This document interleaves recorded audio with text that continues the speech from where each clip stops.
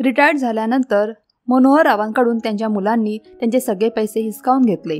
त्यामुळे मनोहररावांनी त्यांच्या बायकोचे कानातले विकून एक छोटंसं दुकान सुरू केलं, जेणेकरून दोघे नवरा बायको त्यांचं म्हातारपण अगदी व्यवस्थित घालवू शकतील. परंतु जेव्हा हे मुलांना माहीत झालं तेव्हा ते त्या दुकानातूनही सामान घेऊन निघून जायचे आणि त्या दुकानात जी काही थोडीफार रक्कम शिल्लक असायची ती देखील सोबत घेऊन जायचे आणि यामुळेच संपूर्ण दुकान खाली झालं. आणि मग त्यानंतर मनोहर आणि त्यांची बायको कुठे गेले त्याबद्दल कोणाला काहीच ठाऊक नव्हतं. त्यानंतर ते दुकान विकण्यासाठी ती मुलं एका ग्राहकाला घेऊन आले आणि दुकान दाखवण्यासाठी त्यांनी दुकानाचं शटर उघडलं व त्यानंतर त्यांना समोर जे दृश्य दिसलं त्यामुळे त्यांच्या पायाखालची जमीनच सरकून गेली. कारण की तिथे मनोहरराव अगदी आनंदाने घरामध्ये आले होते. लगेचच त्यांनी त्यांच्या गबळ्यात ठेवलेली बॅग हातात घेतली आणि वेगाने पावलं उचलत त्यांच्या खोलीच्या दिशेने जाऊ लागले. त्यांच्या चेहऱ्यावरून आनंद अगदी ओसंडून वाहत होता. जर कोणीही त्यांना त्या वेळेला पाहिलं असतं तेव्हा ते देखील विचारातच पडले असते की नेहमीच काळजीत, विचारात, टेन्शनमध्ये असलेले मनोहरराव आज एवढे आनंदी का बरं आहेत. नक्की नेमकं असं काय झालंय की ज्यामुळे मनोहर आज इतके आनंदी दिसत होते. मनोहररावांच्या चेहऱ्यावरचा तो आनंद त्यांच्या दोन्ही मुलांपासून देखील लपू शकला नव्हता. ते तर याच तयारीत बसले होते. कधी एकदा त्यांचे वडील घरी येतात आणि ते कधी एकदा त्यांचे हात साफ करून घेतात. परंतु मनोहररावांना याबद्दल काहीच माहिती नव्हतं की त्यांच्या मुलांच्या मनात नक्की काय चालू आहे, त्यांनी नक्की काय प्लॅन शिजवला आहे. ते आपल्या घरामध्ये आले आणि मग त्यांच्या हातातील पिशवी घेऊन त्यांच्या खोलीत आले आणि त्यानंतर त्यांच्या बायकोला माधवीला आवाज देऊ लागले. माधवी, अगं ए माधवी, कुठे गेली आहेस? लवकर ये, मला तुला काहीतरी दाखवायचं आहे. परंतु माधवीने काहीच आवाज दिला नाही. त्यांच्या हिश्श्यामध्ये 2 खोल्या आल्या होत्या. बाकीचा तर घराचा भाग वाटण्यांमध्ये इतरांना गेला होता. मनोहररावांना 2 मुलं होती आणि त्या 2 मुलांनीच घराच्या वाटण्या करण्यास मनोहररावांना भाग पाडलं होतं. इतक्या मोठ्या वाड्यामध्ये एक भिंत पडली होती. दोन्ही मुलांनी आपल्या हिस्स्यामध्ये नवीन घरं बनवली आणि मग एकमेकांमध्ये भिंती बनवल्या. आईवडिलांसाठी 2 खोल्या सोडल्या होत्या. खरं तर त्यांचा वाडा खूपच मोठा होता, परंतु तरी देखील त्यांनी आईवडिलांसाठी अगदी छोट्या छोट्या 2 खोल्या सोडल्या होत्या, ज्यामध्ये मनोहरराव आणि माधवीचा श्वास अगदी गुदमरून जायचा. तर दुसरीकडे मुलांनी त्यांच्या हिस्स्यामध्ये आलेल्या भागांमध्ये स्वतःसाठी मोठमोठाली घरं बांधली होती आणि सोबतच स्वतःच्या घराभोवती मोठमोठ्या भिंती बांधल्या. आणि मग त्यामुळेच ताजी हवा, स्वच्छ सूर्यप्रकाश असं काहीसं मनोहरराव आणि माधवीच्या त्या खोल्यांपर्यंत पोहोचायचं देखील नाही. परंतु हळूहळू त्यांना त्या वातावरणाची सवय झाली. मनोहररावांनी जेव्हा पाहिलं की माधवी त्या खोलीत नाही तेव्हा मनोहररावांनी ती पिशवी त्याच खोलीत ठेवली आणि दुसऱ्या खोलीत माधवीला शोधण्यासाठी गेले. दुसऱ्या खोलीत गेल्यावर त्यांनी पाहिलं तर त्यांची बायको माधवी देवपूजा करत होती. माधवीला देवपूजा करताना पाहून ते तिथेच उभे राहून बोलू लागले. तुझी देवपूजा करून झाली की लगेचच त्या खोलीत ये, तुला काहीतरी सांगायचं आहे जे की खूप महत्त्वाचं आहे. आता संध्याकाळची वेळ झाली आहे, त्यामुळे मी आपल्या शेजारच्या मंदिरातून लगेच जाऊन येतो, पण तू कुठेही जाऊ नकोस, मी लगेच जाऊन येतो, नाहीतर मी येणार आणि तू कुठेतरी निघून जाशील. असं अगदी आनंदाने बोलून त्यांची ती पिशवी कपाटात ठेवून बाहेर निघून गेले आणि जाताना त्या खोलीला कडी लावून गेले. मंदिरात जाऊन देवपूजा करून ते घरी परतत होते तेव्हा त्यांनी पाहिलं की त्यांची मुलं त्यांच्या घरातून कुठेतरी बाहेर जात आहेत. मुलांना घराच्या बाहेर जाताना पाहून त्यांच्या चेहऱ्यावर पुन्हा एकदा आनंद उमटला आणि मग वेगाने पावलं उचलत मुलांजवळ गेले आणि बोलू लागले, अरे तुम्ही कुठे चालला आहात? या माझ्याजवळ येऊन बसा, गप्पा गोष्टी करा. त्यावर मुलं बोलू लागले, तुम्ही यायला खूप उशीर केलात, आम्ही तर कधीपासूनच आईजवळ बसून गप्पा मारत होतो. आता आम्हाला काहीतरी काम आहे, त्यामुळे आम्ही चाललो आहोत. मनोहररावांनी देखील मुलांना काही अडवलं नाही. जर मुलं खरंच चांगली असती तर आईवडिलांना एका साईडला ठेवून घरामध्ये मोठ्याला भिंती उभारल्या नसत्या. मनोहररावांनी फक्त होकारार्थी मान हलवली आणि ते घरात आले. त्यांना जाणवलं होतं की त्यांची मुलं थोडी घाबरली होती. असं वाटत होतं की मनोहररावांना पाहिल्यानंतर त्यांच्या चेहऱ्यावरचा रंग उडून गेला होता. परंतु त्यावेळी मनोहररावांनी मुलांकडे इतकं काही लक्ष दिलं नाही. मनोहरराव घरात आले तेव्हा त्यांच्या बायकोची देवपूजा झाली होती. बायको बोलू लागली, काय झालं, तुम्ही मला आवाज का देत होतात? मनोहररावांनी आजूबाजूला बघितलं आणि मग बायकोला आपल्या जवळ बसवून बोलू लागले, आज मला रिटायरमेंटचे सगळे पैसे मिळाले आहेत, मी तेच घेऊन आलो होतो. मी आता याचाच विचार करून खूप खुश आहे की आपल्याला आता आपल्या मुलांची तोंड बघावी लागणार नाही. आपल्या दोघांचा खर्च यातून आरामात भागेल. आता आपलं आयुष्य तरी किती राहिलंय? त्या पैशांमध्ये आपण आपलं उरलेलं आयुष्य आरामात घालवू शकतो. माधवीने जेव्हा ऐकलं तेव्हा ती लगेच देवाचे आभार मानू लागली, कारण की त्या रिटायरमेंटच्या पैशांसाठी त्यांनी खूप धावपळ केली होती आणि आता कुठे जाऊन त्यांना ते पैसे मिळाले होते. माधवी बोलू लागली, ठीक आहे, या पैशातून आपण एक छोटासा व्यवसाय सुरू करूया. मुलांकडून तर आपल्याला आता काहीच अपेक्षा राहिली नाही की ते आपला काही सांभाळ करतील किंवा आपला काही खर्च करतील. हे सर्व माधवीने एक दीर्घ श्वास घेऊन मनोहर रावांना सांगितलं होतं. परंतु मनोहर आणि माधवी दोघांनाही याची बिलकुल जाणीव नव्हती की त्यांची ही स्वप्नच राहणार आहेत. जेव्हा मनोहर राव कपाट उघडून पिशवी काढत होते तेव्हा त्यांना खूप मोठा धक्का बसला, कारण की कपाटामध्ये ती पिशवीच नव्हती. मनोहर रावांनी कपाटातील सर्व कपडे बाहेर फेकले, कपाटातील सर्व वस्तू इकडे तिकडे केल्या, परंतु त्यांना त्या कपाटात त्यांची ती पैशांची पिशवी सापडलीच नाही. मनोहर राव बोलू लागले, माधवी, याच कपाटात मी ती पैशांची बॅग ठेवली होती, मग ती गेली कुठे? माधवी देखील काळजीत पडली आणि मग लगेचच दोघं नवरा बायको पैसे शोधू लागले. माधवी बोलू लागली, कदाचित तुम्ही ती पिशवी दुसरीकडे ठेवली असेल आणि तुम्हाला कदाचित ते आठवत नसेल. परंतु मनोहर बोलू लागले, मला अगदी व्यवस्थित आठवतंय, मी ती पिशवी इथेच कपाटात ठेवली होती आणि मग मंदिरात नमस्कार करण्यासाठी गेलो, परंतु आता इथे येऊन पाहतोय तर एकही रुपया दिसत नाही. बुद्धीवर खूप जास्त जोर दिल्यानंतर अचानकच मनोहर रावांना काहीतरी जाणवलं. ते लगेचच माधवीला बोलू लागले, आता काही वेळापूर्वी महेश आणि रमेश आले होते, त्यांनी तर पैसे घेतले नाहीत ना? माधवीने जेव्हा हे बोलणं ऐकलं तेव्हा तिने लगेचच ते बोलणं झिडकारलं आणि बोलू लागली, तुम्ही हे काय बोलताय? ते असं कसं करू शकतात? मनोहर बोलू लागले, जेव्हा ते दोघे जण घरात आले होते तेव्हा तू या खोलीत होतीस का? तेव्हा माधवी बोलू लागली की नाही, मी तर देवपूजा करत होते. तुम्ही येण्याच्या 1-2 मिनिट आधीच मी देवपूजा करून बाहेर आले आणि जेव्हा मी या खोलीत आले तेव्हा ती दोघं खोलीत बसले होते आणि मला बघितल्यानंतर ते दोघं प्रचंड घाबरले आणि मग बोलू लागले की आम्ही असंच तुला भेटायला आलो होतो आणि मग उभ्या उभ्यात माझ्यासोबत 1-2 मिनिटं बोलले आणि लगेच निघून गेले. मनोहर रावांचं डोकं तर सुन्न झालं होतं. ते डोक्याला हात लावून खालीच बसले. हो ना हो, हे सर्व त्यांच्या मुलांनीच केलं होतं. मनोहरराव लगेचच उठले आणि त्यांच्या मुलांच्या घरी गेले. नशिबाने मुलांच्या घराचा दरवाजा उघडाच होता. मनोहरराव जेव्हा घराचा दरवाजा उघडून आतमध्ये गेले तेव्हा आतलं दृश्य पाहून त्यांना आश्चर्याचा खूप मोठा धक्का बसला. त्यांची मुलं त्यांच्या खोलीत बसून मनोहररावांच्या त्याच बॅगमधले पैसे काढून पैसे मोजत होते आणि हसत होते. मोठा मुलगा महेश बोलत होता, हे बघ, मी मोठा आहे, त्यामुळे हे 1 लाख रुपये मी स्वतः ठेवणार. तर लहान मुलगा रमेश बोलत होता, वडिलांसाठी दोन्ही मुलं सारखेच आहेत, त्यामुळे हे 1 लाख रुपये देखील आपण 50-50 हजारांमध्ये वाटून घेऊ. मनोहररावांनी जेव्हा हे दृश्य पाहिलं तेव्हा त्यांना खूप मोठा धक्का बसला. मुलांनी जेव्हा वडिलांना समोर पाहिलं तेव्हा त्यांची अगदी घाबरगुंडीच उडाली. मनोहरराव रागानेच पुढे गेले आणि बोलू लागले, शेवटी कोणाच्या परवानगीने तुम्ही हे पैसे इथे घेऊन आला आहात? हे पैसे इथे आणण्याची तुम्हाला परवानगी दिलीच कोणी? दोन्ही मुलं पहिले तर खूप घाबरले आणि मग बोलू लागले, हे पैसे आमचेच आहेत, त्यामुळे आम्ही घेतले, यामध्ये तुम्हाला काय प्रॉब्लेम आहे? हे ऐकताच मनोहरराव रागाने पुढे गेले आणि स्वतःचे पैसे घेऊ लागले. बोलू लागले, ही माझ्या मेहनतीची कमाई आहे, माझ्याकडे जे काही शिल्लक होतं ते सर्व काही मी तुमच्यावर उडवलं आहे, परंतु आता हे पैसे मी अजिबातच देणार नाही, यावर फक्त माझा आणि माझ्या बायकोचाच अधिकार आहे. परंतु दोन्ही मुलांनी लगेचच वडिलांना धक्का दिला आणि बोलू लागले, खबरदार, जर तुम्ही या पैशाला हात जरी लावलात तर हे पैसे आमचे आहेत आणि आम्हाला याची गरज आहे. हे पैसे आम्ही तुम्हाला देणार नाही, आम्ही तुमचा खर्च तर करतोय ना. असं बोलून मुलांनी धक्के मारून त्यांच्या वडिलांना घराच्या बाहेर काढलं. मनोहरराव मात्र आश्चर्याने त्यांच्या मुलांचा चेहरा बघत होते. बोलू लागले, तुमच्यासारख्या मुलांवर थू आहे, तुम्हाला आम्ही काय नाही दिलं, तुमच्यासाठी पूर्ण आयुष्य मेहनत केली, तुमची प्रत्येक इच्छा पूर्ण केली, परंतु तुम्ही माझ्या या अशा वयात माझ्यासोबत अशी वागणूक करत आहात. अरे तुम्हाला लाज वाटत नाही का? त्यावर लगेचच मोठा मुलगा महेश बोलू लागला, अहो जा बाबा, जा, शांतपणे जा. सगळं जग स्वतःच्या मुलांसाठी खर्च करतोच, त्यांचं पालन करतोच, त्यांचा सांभाळ पण करतो, मग असं असताना तुम्ही काही वेगळं केलं नाही. उलट तुम्ही तर खुश असायला पाहिजे की तुमची मुलं या पैशातून काहीतरी व्यवसाय करतील, परंतु असं असताना देखील तुम्ही पैसे घ्यायला आलात. मुलांचा तो उद्धटपणा पाहून मनोहररावांच्या डोळ्यात अश्रू आले.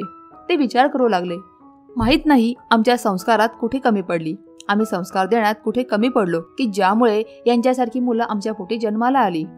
मनोहरराव रिकाम्या हाताने त्यांच्या घरी परत आले. बायकोने त्यांची अवस्था पाहिली तेव्हा तिला समजलं की पुन्हा एकदा मुलांनी वडिलांना अपमानित करून घरातून बाहेर काढलं आहे. माधवीच्या डोळ्यातून घळाघळ अश्रू वाहू लागले आणि मग एक दीर्घ श्वास घेऊन तिने त्या मुलांच्या घरांकडे पाहिलं, जिथे ते त्यांच्या बायका मुलांसहित अगदी आरामात आनंदात त्यांचं जीवन व्यतीत करत होते. दोन्ही मुलांचं असं म्हणणं होतं ते या पैशातून नवीन व्यवसाय सुरू करतील, परंतु त्या दोघांनी इतरांकडून इतके पैसे उधार घेतले होते की त्यातले अर्ध्याहून जास्त पैसे लोकांच्या उधारी फेडण्यातच जाणार होते.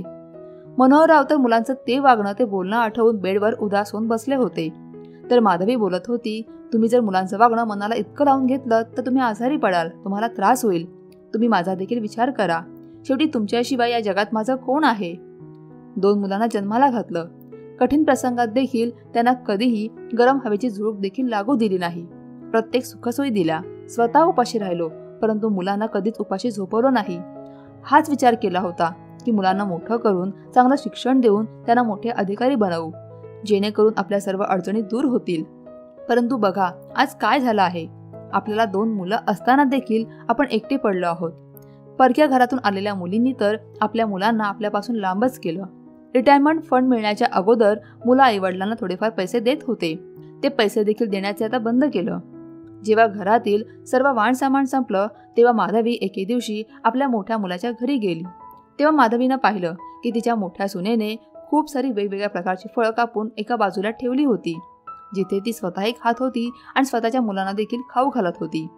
आणि उरलेली फळं तिच्या कामवाल्या बाईला देऊन बोलत होती, ही घे फळं, घरी जाऊन तुझ्या मुलांना खाऊ घाल. जेव्हा माधवीने हे दृश्य पाहिलं तेव्हा तिने दीर्घ श्वास घेतला. ती तिथेच उभी होती, परंतु तरी देखील एकाही फळाची फोड तिच्या तोंडात गेली नव्हती. ती सुनेजवळ गेली तेव्हा तिथे मुलगा देखील आला. माधवी बोलू लागली, आमच्या घरातलं वाणसामान संपलं आहे. या महिन्यात तुम्ही आम्हाला काही पैसे देखील दिले नाहीत. जर सामान भरून द्यायचं नसेल तर पैसे तरी द्या, जेणेकरून त्या पैशातून कमीत कमी वाणसामान तरी आणेन. त्यावर मोठा मुलगा लगेचच म्हणू लागला, या महिन्यांमध्ये आमची काही इतकी कमाई झाली नाही. बाबांजवळ काही पैसे शिल्लक असतील ना, मग त्या पैशातूनच तुम्ही तुमचा खर्च भागवा. परंतु माधवी बोलू लागली, त्यांची पेन्शन यायला अजून खूप वेळ लागणार आहे. तुम्ही लोक तर एवढे कमावताय, त्यातून तुम्ही आम्हाला वाणसामान देखील आणून देऊ शकत नाही का? त्यावर मोठा मुलगा रागानेच बोलू लागला, आई एकदा सांगितलं ना की माझ्याकडे पैसे नाहीयेत तर नाहीयेत. मी माझ्या मुलांचं बायकोचा खर्च भागवू की तुमचा खर्च भागवू? माधवीचा चांगलाच अपमान झाला होता. ती डोळ्यातील अश्रू पुसत घरी आली होती. घरी येऊन जेव्हा तिने मनोहररावांना हे सर्व सांगितलं तेव्हा मनोहररावांनी एक दीर्घ श्वास घेतला आणि मग बायकोला बोलू लागले, आपण या परिसरात एक छोटंसं दुकान सुरू केलं तर रोजच्या दैनंदिन जीवनात लागणाऱ्या गोष्टी आपण त्या दुकानात ठेवत जाऊ. मग त्यातून आपल्याला चांगली कमाई होत जाईल. 2 वेळच्या जेवणासाठी जरी पैसे जमा झाले तरी आपल्या म्हाताऱ्यासाठी खूप आहे. माधवी थोडी विचारात पडली आणि मग बोलू लागली, तुम्ही पैशांची काळजी करू नका. माझे हे सोन्याचे कानातले आहेत आणि एक लॉकेट देखील माझ्याकडे आहे. तुम्ही ते विकून दुकान सुरू करा. जेव्हा मनोहररावांनी हे ऐकलं तेव्हा ते बोलू लागले, नाही नको, मी कर्ज घेईन, परंतु तुझे हे सोन्याचे कानातले आणि लॉकेट अजिबातच विकणार नाही. परंतु माधवीने मनोहररावांच्या हातावर लगेचच कानातले आणि सोन्याचं लॉकेट ठेवलं आणि बोलू लागली, मी तर आता म्हातारी झाली आहे. मुलं सुना त्यांच्या घरात सुखी आहेत. मग मला या सगळ्याची काय गरज आहे? मनोहरराव पहिल्यांदा तरी या गोष्टीसाठी नकारच देत होते, परंतु त्यानंतर आपल्या बायकोचं म्हणणं ऐकून बायकोचे दागिने विकून त्यांच्याच परिसरात एक दुकान बनवलं आणि तिथे रोजच्या वापरात लागणाऱ्या वस्तू विकू लागले. त्या परिसरात मनोहररावांना खूप मान सन्मान होता. मनोहररावांना खूप इज्जत द्यायचे. जेव्हा लोकांना समजलं की मनोहररावांनी एक दुकान बनवलं आहे तेव्हा ते मनोहररावांकडूनच सामान घेऊ लागले आणि मग त्यामुळे मनोहररावांची कमाई चांगली होऊ लागली आणि मग त्यामुळे बायकोसोबत अगदी व्यवस्थित आयुष्य ते घालवू लागले. त्यांची बायको देखील खूप आनंदी होती. मनोहरराव माधवीला बोलू लागले की जर माझी कमाई खूप चांगली झाली तर मग 1 वर्षाच्या आतच पैसे जमा करून मी तुला तुझे कानातले आणि लॉकेट बनवून देईन. परंतु जेव्हा मुलांना समजलं की वडिलांनी दुकान सुरू केलं आहे आणि चांगलीच कमाई देखील करत आहेत तेव्हा त्यांच्या कपाळावर आठ्यास तयार झाल्या. ते आता आपल्या वडिलांवर जळू लागले. ते आधीपासूनच लालची आणि आळशी होते. सुरुवातीपासूनच ते काहीच काम करत नव्हते. जो काही व्यवसाय त्यांचे वडील त्यांना सुरू करून द्यायचे 2-3 महिन्यानंतर तो व्यवसाय ते सोडून द्यायचे आणि मग त्यामुळेच आजपर्यंत वडिलांच्या कमाईवरच ऐश करत होते. जेव्हा त्यांच्या लग्नाचं वय झालं तेव्हा दोन्ही भावांनी मनोहररावांना सांगितलं की आम्हाला वेगवेगळी घरं बांधून द्या.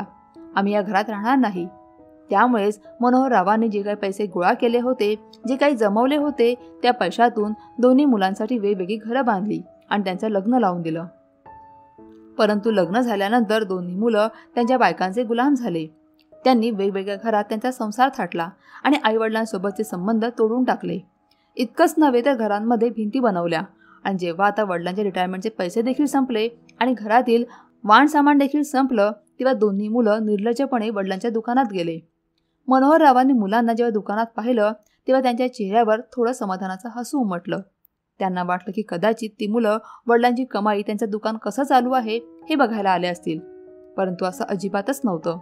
मुलांनी घरासाठी लागणारं वाण सामान उचललं आणि पैसे न देता तिथून निघू लागले आणि बोलू लागले, पुढच्या वेळेला जेव्हा सामान घेऊन जाऊ तेव्हा एक साथ संपूर्ण पैसे देऊ.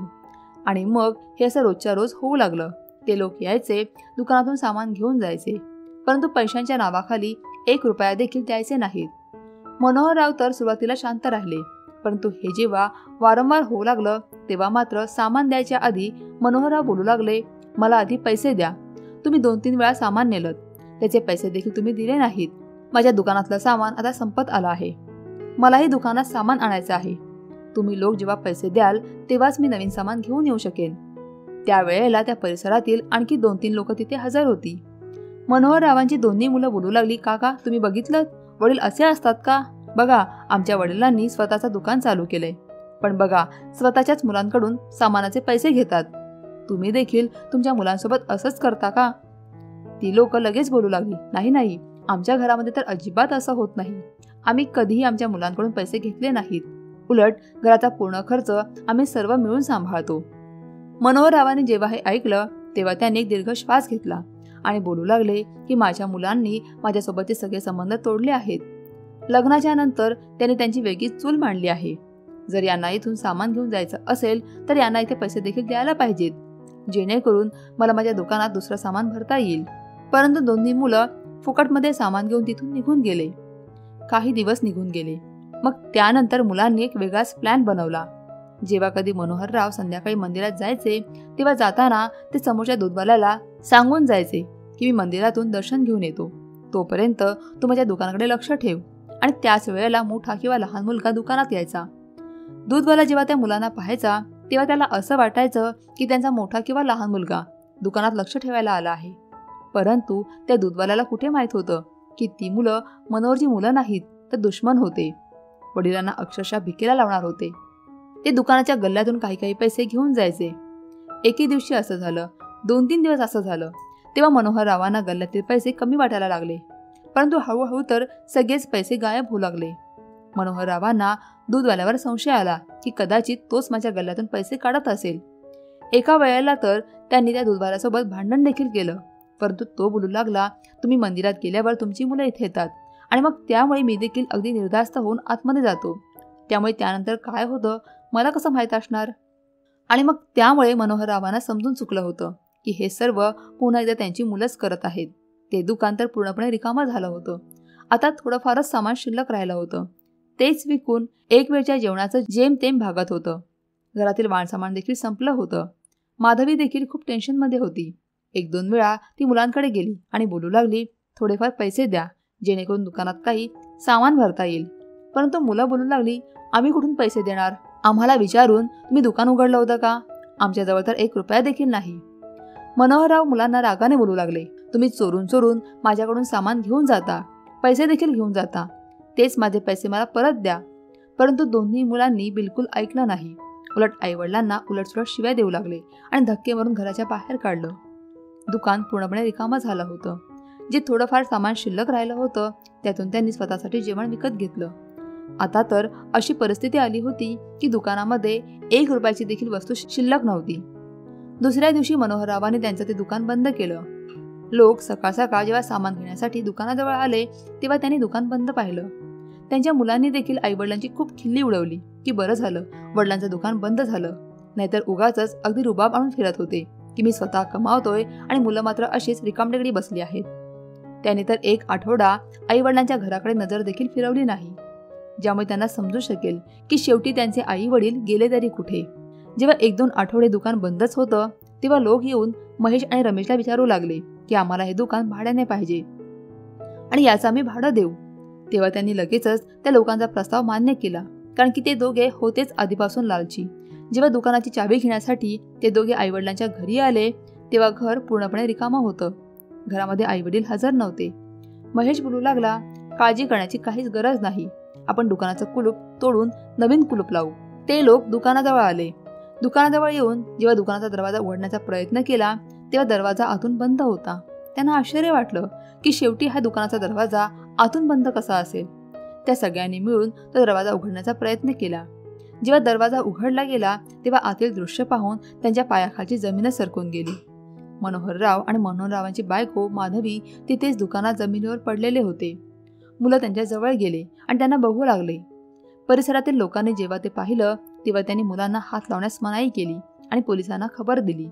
पोलीस आले तेव्हा त्या दोघांनीही मनोहर आणि माधवीच्या मृतदेहाला उचललं आणि दवाखान्यात घेऊन गेले, जिथे समजलं की 3 दिवसांपूर्वीच दोघांचाही मृत्यू झाला आहे आणि दोघांचा मृत्यू उपाशी राहिल्यामुळे झाला होता. मनोहररावांचा तर हार्ट फेल झालं होतं, तर माधवीच्या डोक्याच्या शिरा फुटल्या होत्या. मुलाने जेव्हा हे पाहिलं तेव्हा एक प्रकारे त्यांना स्वतःचीच लाज वाटू लागली. आई वडील 3 दिवसांपूर्वीच मेले होते. परिसरातील सगळे लोक एकत्र झाले. प्रत्येकजण मुलांना प्रश्न विचारत होते की तुम्हाला ठाऊक कसं नाही, तुमचे आई वडील अगदी मृत अवस्थेत 3 दिवस दुकानात पडून होते आणि तुम्हाला कसं ठाऊक नाही. मुलं शांत होती, कारण शेवटी ते बोलणार तरी काय होते. त्यांनी तर आपल्या आईवडिलांसोबतचे सगळे संबंध तोडून टाकले होते. त्यांनी आपल्या आईवडिलांचे अंत्यसंस्कार केले.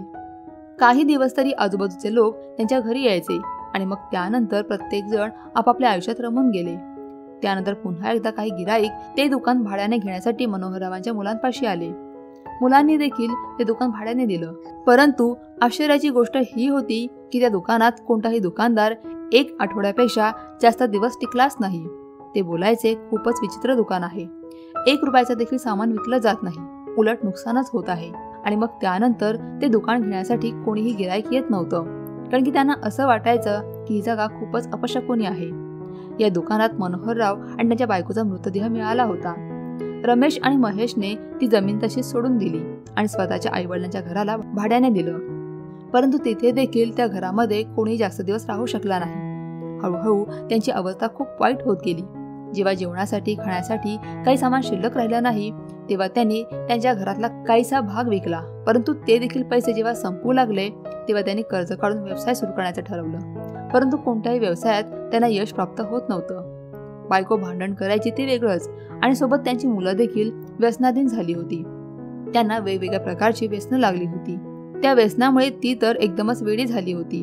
जेव्हा महेश आणि रमेश मुलांना समजावायचे तेव्हा ती मुलं त्यांना शिव्या द्यायचे, सोबत मारायचे देखील. मुलांच्या या वागण्यामुळे महेश आणि रमेश तर हैराण होऊ लागले. आता त्यांना जाणवू लागलं होतं की त्यांनी त्यांच्या आईवडिलांसोबत खूप चुकीचं केलं होतं. जे काही ते त्यांच्या वडिलांसोबत करत आले होते, आज ते सर्व त्यांच्यासोबत घडत होतं. दोघांनाही खूप साऱ्या आजाराने ग्रासलं होतं. प्रत्येक वेळेला त्यांच्या शरीरात फक्त आणि फक्त इंजेक्शन दिलं जात होतं आणि त्यामुळे त्यांना असह्य अशा वेदना व्हायच्या. खूप साऱ्या डॉक्टरांकडून उपचार करून घेतले, परंतु त्यांना अजिबातच आराम मिळत नव्हता. ते इंजेक्शन इतक्या जोराने त्यांच्या शरीरात जायचं की त्यामुळे त्यांना असह्य वेदना व्हायच्या आणि त्याच वेदनेमुळे ते त्यांच्या शरीराचे अगदी लसके तोडायचे. परिसरातील लोकांचं असं म्हणणं होतं की 4-5 वर्षांपूर्वी त्यांचा तडफडून मृत्यू झाला. त्यांच्या बायका मुलांना घेऊन कुठे गेल्या कुणास ठाऊक, आणि मग त्यामुळेच मनोहरराव आणि माधवीचं घर असंच पडीक राहिलं.